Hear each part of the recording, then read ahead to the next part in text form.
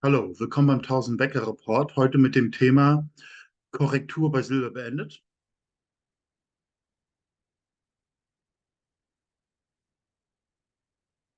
Disclaimer.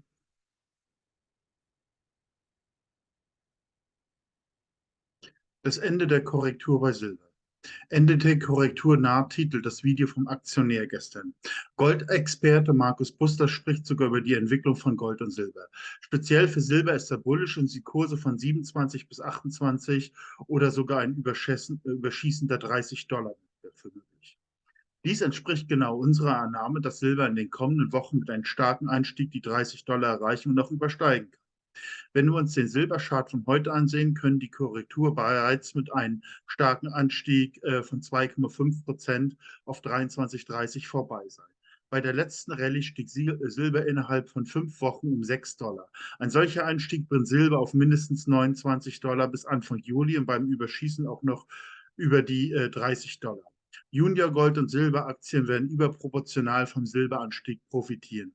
Weiterer Auftrieb für Silber kommt aus der Solarindustrie. Aus China erfahren wir, dass die Solarindustrie einen massiven Anstieg zu verzeichnen hat und zu einem Abzug von Silber aus den Tresoren der Shanghai Future Exchange und der COMEX führte, der bald zu einem Engpass führt, wenn die Produktion von Silberprodukten nicht nachlässt. Ja, gut möglich, dass die Korrektur bei Silber abgeschlossen ist, dass es sich auch sag ich mal, mehr oder weniger von Gold antritt, dass Silber stärker steigt als Gold. Wir wissen aus der Erfahrung, dass immer, wenn es zu Silberanstiegen kommt, es besonders gut für Gold- und Silberaktien war. Das hängt einfach eben da zusammen, dass diese bislang nicht bewerteten Silberanteile in den Unternehmen mit einmal überproportional stark bewertet werden, also ein starker Bewertungsaufschlag. Das führt dann zu Goldaktienrallye oder Silberaktienrallye und reißt halt den gesamten Sektor mit. Da kann man nicht so genau trennen. Es ist jedenfalls gerade für Penny Stocks ungeheuer interessant ich hoffe wirklich, dass jetzt Silber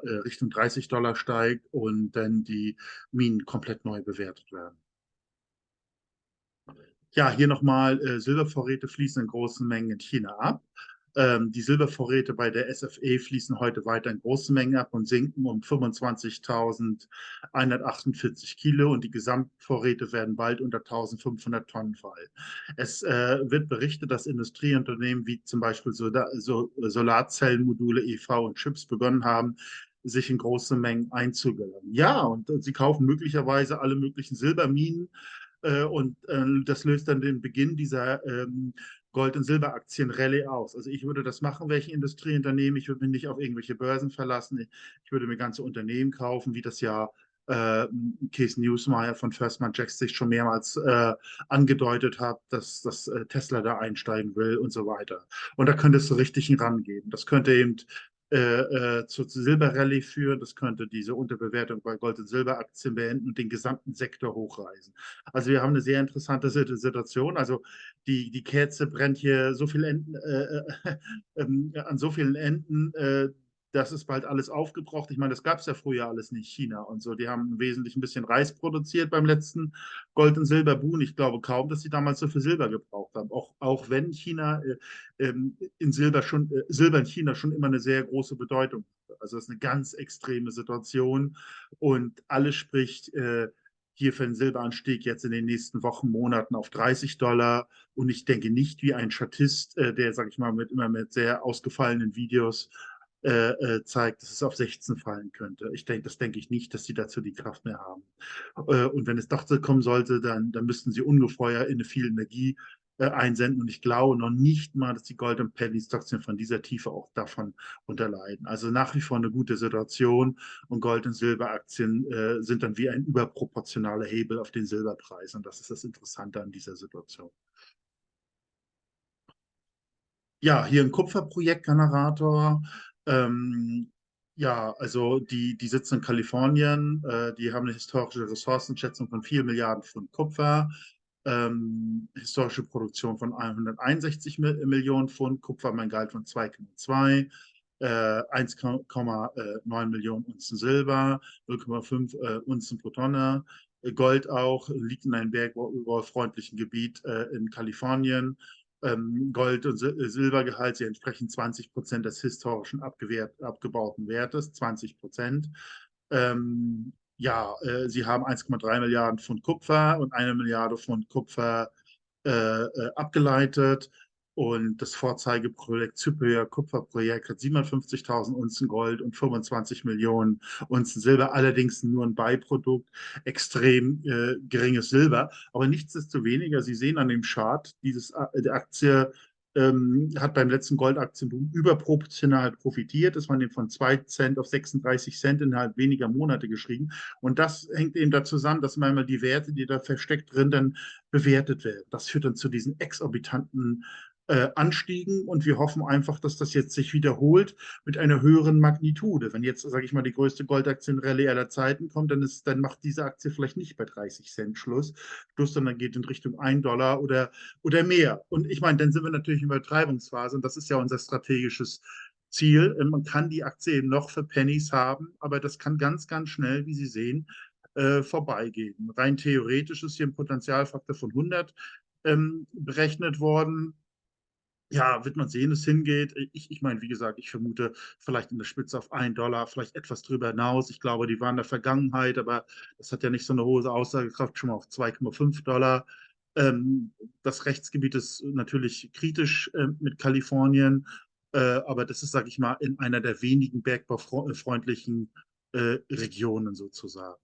Ja, interessantes Unternehmen, wie immer kein Kaufvorschlag oder so, aber ich wollte einfach nur aufzeigen, was interessante Werte sind. Und meiner Meinung nach ist es so eine symptomatische Aktie, wenn wir jetzt wirklich an Gold und Silber wahrscheinlich auch mit dem Kupferboom kriegen, ähm, sind das die Art von Aktien, wo man aus meiner Meinung investiert sein muss. Ja, Gold steigt analog der 1970er Jahre von 2.000 Dollar auf 8.500. Das ist eine unglaubliche Aussage, ohne Zweifel. Aber die historischen Charts geben es her.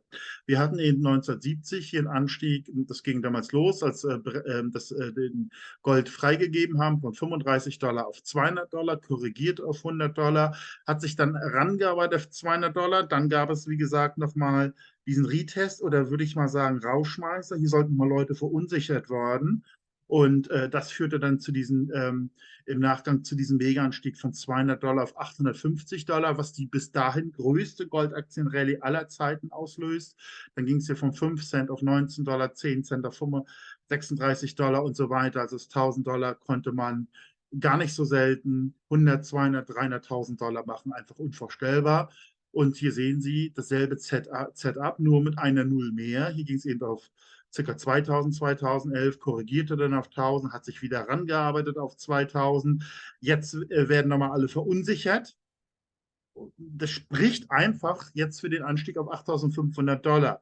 Glaube ich, dass das wirklich kommt in der guten Jahre? Nein, sie werden möglicherweise eingreifen, weil wir beobachten, dass sie ja irgendwie diesen ganzen Prozess ist irgendwie alles eine Nummer XXL im Vergleich zu den 1980er Jahren. Das heißt, es dauert vermutlich auch länger, als es da gedauert hat. Warum auch immer. Aber es sieht einfach so aus. Und deswegen denke ich mal, sollten wir eher mit einer Goldrallye, wie wir die Statisten ja auch sagen, Richtung 2300, 2400, 2500 Silber um die 50 rechnen. Und danach müssen wir schauen, was dann kommt. Aber theoretisch ist es eben möglich. Das wollte ich nur aufzeigen. Ja, welche Ereignisse vor uns liegt. Das hier, wie gesagt, dieselbe vorgestellte Aktie. Das ist eben ein Beispiel, wenn jetzt Gold und Silber, sag ich mal, nur moderat steigt, eben, vielleicht hier damals 2017 ist in 8 Monaten von 17 Dollar auf 50 Dollar gestiegen, löste das eine überproportionale Gold- und Silberaktienrallye aus. Ähm, das heißt, Gold und Silber steigt gar nicht so viel. Gut, Silber vielleicht eine Verdopplung, das ist schon was, aber Gold steigt um 20, 30%. Aber eben einige Penny-Aktien können sich für 10, für 20, 30, 50, vielleicht zur Verhundertfachen. Das nennen wir das Ereignis 1. Also Gold und Silber ist noch gar nicht so ein signifikanter Anstieg, steigt, löst aber eine überproportionale Goldaktienrallye sein. Deswegen glauben wir, es ist jetzt eben der Zeitpunkt für Gold- und Silberaktien sozusagen. Das nennen wir Ereignis 1. Also immer noch eine extreme Unterbewertung bei Goldaktien. Hier sehen Sie das. Goldaktien-Gold-Ratio seit 1996 im Bärenmarkt, also fallen mit kleinen Bärenmarkt-Rallyes, wie zum Beispiel die von 2010, 11. Jetzt hat es aber den Boden gefunden und da leiten die Statisten einen überproportionalen Anstieg an. Das spricht für die größte Goldaktienrallye aller Zeiten seit den 1970er Jahren oder vergleichbar damit. Who knows?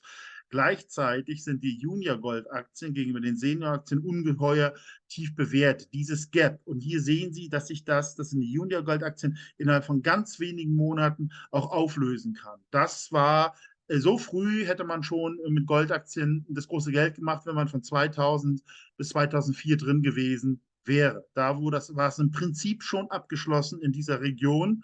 Und seitdem sind die eigentlich im Bärenmarkt. Das heißt, diese Gold- und Silberaktien, die funktionieren besonders in der Frühphase.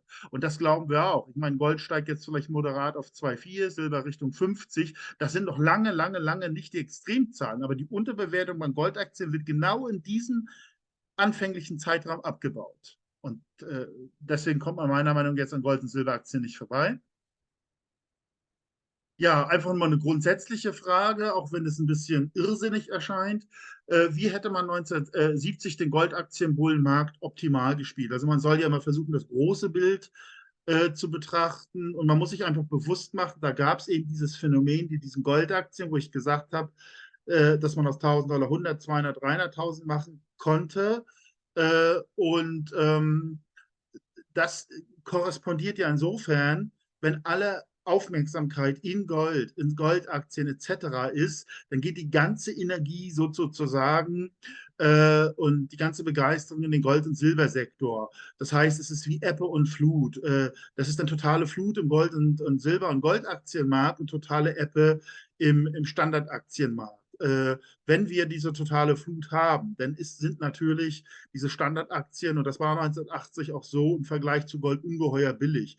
Und es ist einfach so zu beobachten, wenn dann die Inflation und die Angst vor der Inflation im höchsten Ausmaße ist und sich sozusagen das entladen hat, dann ist es der richtige Zeitpunkt, und 1980 ist es so gewesen, an den Top-Standardaktien und andere Assets zu produzieren. Dann hätte man 1980 dann in Berkshire Hathaway oder andere vergleichbare Fonds gemacht, hätte man die nächsten 20 Jahre inflationsfreies Wachstum gehabt. Also man muss diese beiden Ereignisse multiplizieren. Man macht ein Vermögen sozusagen mit den Anstieg der Goldaktien in diesem Boom, man wird Inflationsgewinner, vergisst aber nicht dann, wenn die völlige Übertreibung ist, einkommensproduzierende Assets wie zum Beispiel Berkshire Hathaway und andere Fonds und Standardaktien zu kaufen. Man multipliziert diese beiden Extremsereignisse, anstatt davon Opfer zu werden, sozusagen. Und dann kommt man eben, sage ich mal, auf meine ziemlich verrückte Aussage, wenn wir jetzt eine Goldaktie erwischt hätten damals, und ich habe ja Ihnen gezeigt, sind auch welche, die sind höher gestiegen, $43 investiert hätte und dann reinvestiert in Berkshire Hathaway, hätte man dann im Jahr 1999 $1 Million. Diese Art des Investierens, das wird man nicht so treffen.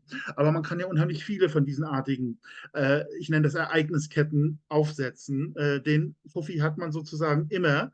Und damit löst man eigentlich langfristig jede Form von finanziellen Problemen. Es ist natürlich ein langfristiges Investieren. Es sind im Prinzip damals noch 2 Klicks gewesen. Einmal das Kaufen hinter Goldaktien, verkaufen und reinvestieren in Top-Standard und dann nie wieder die Börse ansehen. Und sowas Ähnliches wird sich wiederholen, vielleicht ein bisschen extremer, sodass wir diese Goldaktiengewinne aus der heutigen Situation vielleicht auch mal nochmal zwischenparken müssen in mehr Gold und Silber und uns die Lage anschauen, was auch immer passiert. Das Einzige, was vermutlich diesmal passiert, Standardaktien und Top-Immobilien werden gegenüber Gold und Silber noch billiger als 1980.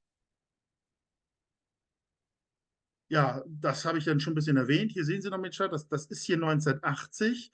Also da konnte man eben ein DAO für eine Unze Gold bekommen. Das ist ein Extremzahler, ein Haus. Mike Maloney schreibt das für 500 Unzen. Heute 13.000 Euro übrigens. Und dann ist von 1980, das meine ich mit inflationsfreies Aktien, musste man im Jahr 2000, 1999 44 Unzen hinlegen, um einen DAO kaufen zu können. So, und jetzt erwartet man sogar, dass man sogar 2 DAO oder 4 DAO für eine Unze Gold bekommt. Also diese extremen Schwankungen müssen ausgenutzt werden. Und das ist eben so, ob das nun bewusst so geschaffen worden ist, sei dahingestellt. Es ist eben so, dass die meisten das nicht sehen. Das ist der Dow Jones gemessen in Gold. Und wir müssen jetzt, wenn Inflationsgewinner sein, müssen wir so viel Gold wie möglich produzieren. Es wird ein Maximalwert erreichen. Sie decken sich mit ungeheuer viel guten Assets ein. Dann geht dieser Inflationsimpuls, weil alle im Gold und Silber und Goldaktien sind, zurück.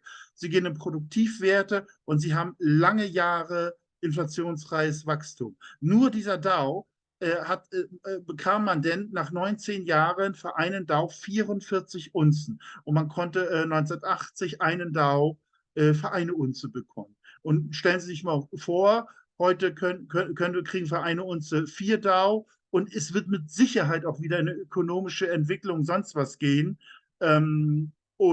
Ja, und das müssen wir einfach ausnutzen. Das ist wichtig, weil die meisten werden einfach Opfer. Die halten an ihren Lebensversicherungen, Währungen gehen kaputt, der Wert der Aktie verschwindet oder gehen pleite in dieser Depression.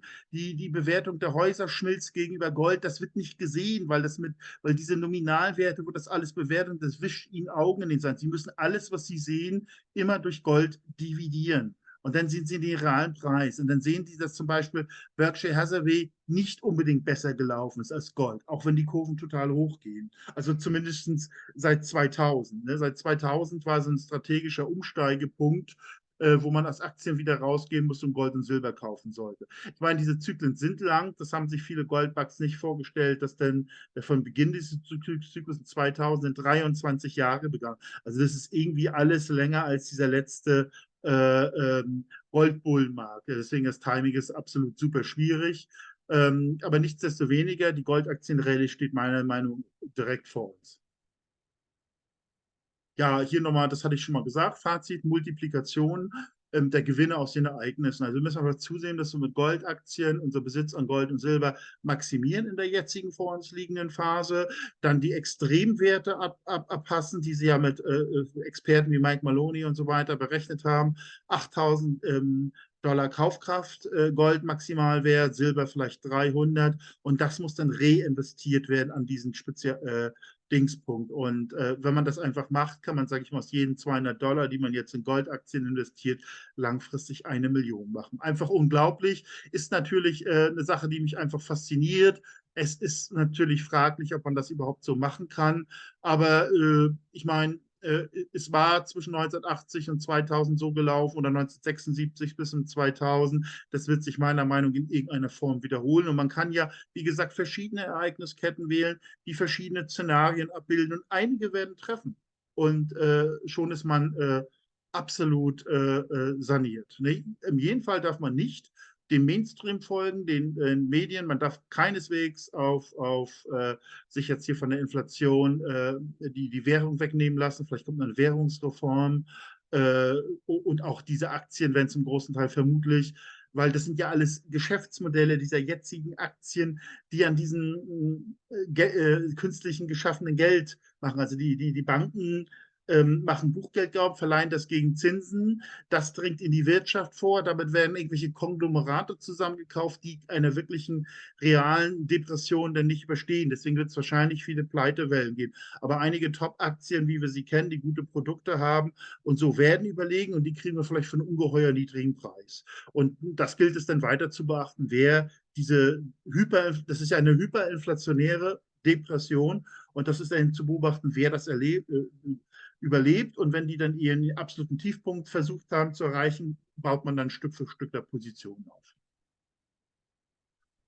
1000-Becker-Report. Wir versuchen diese Goldaktien und Silberaktien zu identifizieren. Das Ganze ist sortiert im moderaten, hohen und sehr hohen Risiko. Wir versuchen Potenzialfaktor zu errechnen, Exit-Strategie. Was man kaufen kann, ist auch mit bei. Weitere Informationen finden Sie im Anhang im YouTube-Video in der Beschreibung. Einlage von Gold und Silber bei der Einkaufsgemeinschaft ist ein Unternehmen, das zu jeder Zeit an Gold und Silber gekommen. Eine Überweisung schon ist zum Zollfreilager in der Schweiz eingeladen. Genauso leicht ist der Verkauf. Sicherlich ein Unternehmen, das man sich mal ansehen kann. Ja, ich bedanke mich ganz herzlich für die Aufmerksamkeit. Wünsche Ihnen ein schönes Wochenende und voraus schon mal einen schönen Feiertag. Ja, wie gesagt, würde Sie bitten, vielleicht meinen Kanal zu abonnieren, wenn Ihnen das Inhalt soweit gefallen hat. Vielleicht ein Like zu geben, es will dem Algorithmus auf die Sprünge helfen. Also nochmal vielen Dank. Bis zum nächsten Mal.